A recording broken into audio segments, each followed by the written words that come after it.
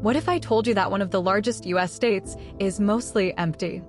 New Mexico is the 5th largest state by area, but ranks only 36th in population.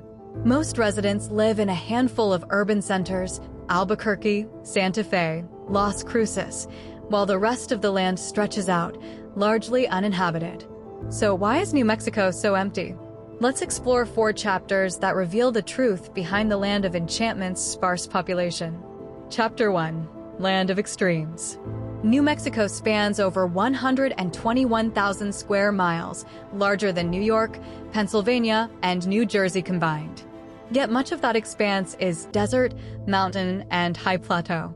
The Chihuahuan Desert in the south bakes under scorching sun, while the Sangre de Cristo Mountains in the north soar above 13,000 feet.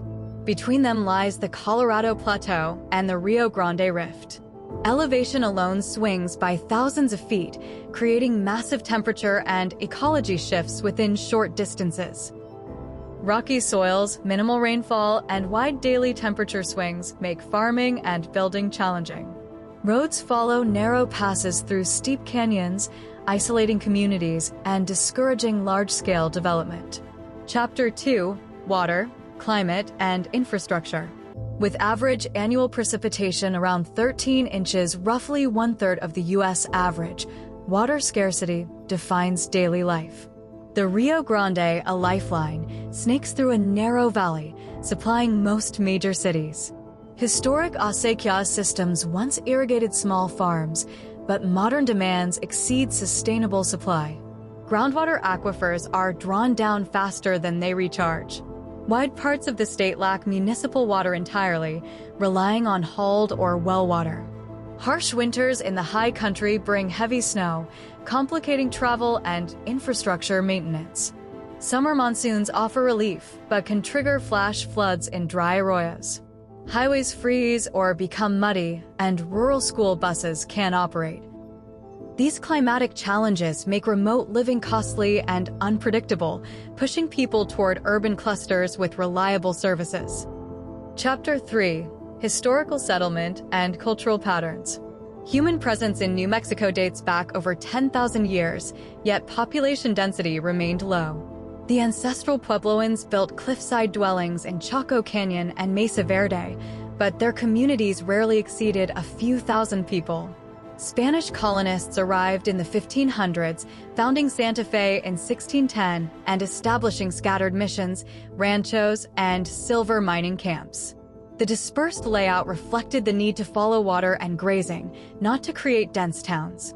After independence in 1821, Mexican settlers continued this pattern.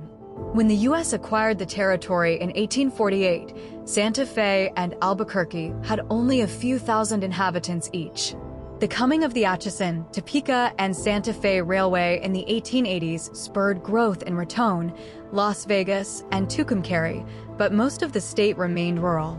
Ranching and small-scale farming dominated until oil, gas, and uranium booms of the 20th century brought temporary influxes.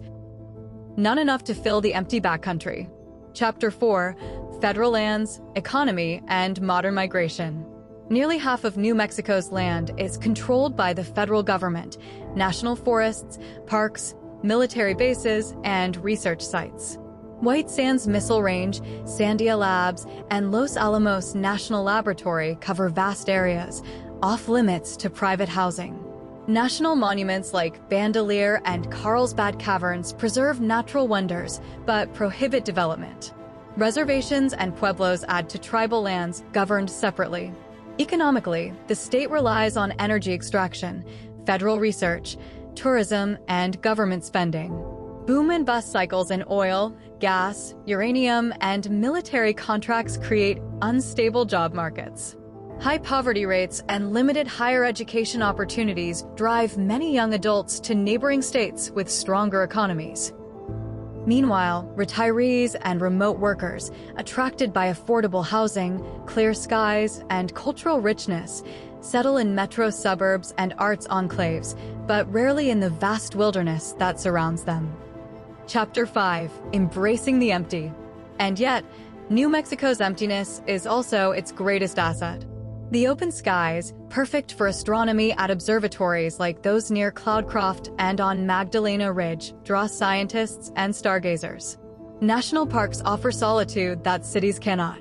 Artists, writers, and meditation retreats thrive on the silence. Hot springs and trailheads provide escapes within a few miles of town. Film crews flock to the rugged backdrops, bringing temporary employment but respecting state land regulations. Festivals, from Santa Fe's Indian Market to Albuquerque's Balloon Fiesta, celebrate culture and community in otherwise sparse surroundings. These events illustrate how pockets of population exchange energy with the empty spaces around them. So, why is New Mexico so empty? Because its geography and climate define where people can live, because centuries of settlement created small, scattered villages rather than big cities. Because massive tracts are reserved for federal and tribal use, and because economic currents push many away while drawing others to the unique lifestyle this wide-open land provides. But empty isn't barren. It's room to breathe, to explore, to create.